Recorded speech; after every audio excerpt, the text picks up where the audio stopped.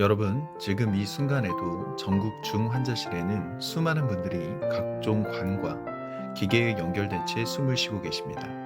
그런데 과연 그분들은 지금 어떤 느낌일까요? 혹시 여러분도 궁금하지 않으셨나요? 인공호흡기를 끼고 있을 때 정말로 아무것도 느끼지 못한 걸까요? 코와 입을 통해 들어가는 굵은 관, 목구멍을 관통하는 호흡관, 온몸에 연결된 각종 선들, 과연 이런 상태에서 우리는 고통을 느낄까요? 느끼지 못할까요? 오늘 제가 말씀드릴 내용은 여러분의 생각을 완전히 바꿀 수도 있습니다. 의학계의 최신 연구 결과를 바탕으로 연명치료 중 환자가 실제로 경험하는 실체적 감각에 대한 내용을 알려드리겠습니다. 마지막까지 들어보시면 여러분과 여러분 가족의 미래에 대해 새로운 관점을 갖게 되실 겁니다.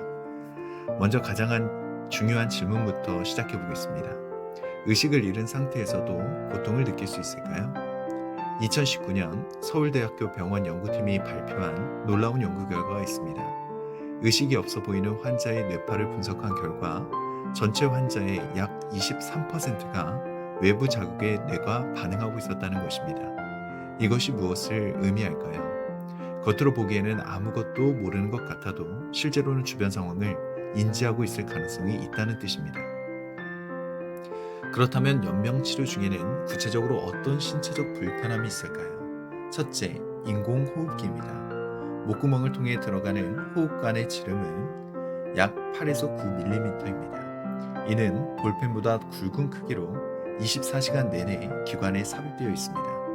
연세대학교 의과대학 연구에 따르면 의식이 있는 환자의 87%가 이로 인한 불편함을 호소했습니다. 둘째, 각종 관과 선들입니다. 소변줄, 영양공급관, 심전도 전극, 링거줄 등 평균적으로 15개에서 20개의 의료기구가 몸에 연결이 됩니다. 이들로 인한 피부 자극과 압박감은 지속적입니다. 셋째, 욕창입니다. 오랜 침실 생활로 인해 엉덩이, 어깨, 발꿈치 등에 피부가 썩어 들어가는 욕창이 발생합니다. 대한욕창학회 조사에 따르면 4주 이상 침상에 누워있는 환자의 78%에서 욕창이 발생했습니다. 그렇다면 그런 고통들을 의료진이 완전히 차단할 수 있을까요? 안타깝게도 그렇지 않습니다. 대한마취통증의학회의 2022년 조사 결과 중환자실 환자 중 적절한 통증 관리를 받는 경우 전체의 34%에 불과했습니다. 왜 이런 일이 발생할까요? 의식 수준을 정확하게 판단하기 어렵기 때문입니다. 환자가 아프다고 말할 수 없는 상황에서 의료진은 혈압, 맥박, 표정 변화 등을 통해 추측할 수밖에 없습니다. 더 놀라운 사실은 진통제를 과도하게 사용하게 되면 호흡이 억제되어 생명이 위험해질 수 있다는 점입니다. 따라서 의료진도 딜레마에 빠집니다. 여기서 가족들이 잘 모르는 충격적인 사실을 하나 더 말씀드리겠습니다.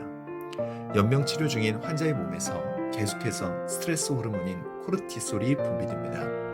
이는 몸이 지속적으로 스트레스 상태에 있다는 증거입니다. 한국과학기술원 연구팀의 2021년 연구에 따르면 연명치료 환자의 코르티솔 수치는 정상인의 3배에서 5배까지 달했습니다. 또한 심박수 변이도 분석 결과 겉으로는 평온해 보여도 자율신경계가 계속 활성화되어 있음을 보여줍니다. 이는 몸이 고통스러운 상태에 있다는 객관적 증거입니다. 다시 처음 질문으로 돌아가 보겠습니다. 연명치료 중에 과연 고통을 느낄까요? 오늘 말씀드린 과학적 근거들을 종합해 보면 답은 명확해 보입니다. 의식이 없어 보여도 우리 몸은 여전히 각종 자극과 고통을 인지하고 반응하고 있을 가능성이 높습니다. 이것이 연명치료가 무조건 나쁘다는 뜻은 아닙니다. 다만 우리가 생각했던 것보다 환자가 겪을 수 있는 신체적 고통이 더 클 수 있다는 현실을 직시해야 한다는 뜻입니다. 여러분의 생각은 어떠신가요? 이런 현실을 알게 된 지금 여러분의 선택은 달라질까요? 다음 영상에서는 이런 고통을 최소화하면서도 생명을 존중하는 방법에 대해 더 자세히 알아보겠습니다. 구독과 알림, 설정 잊지 마시고 여러분의 생각을 꼭 댓글로 알려주세요.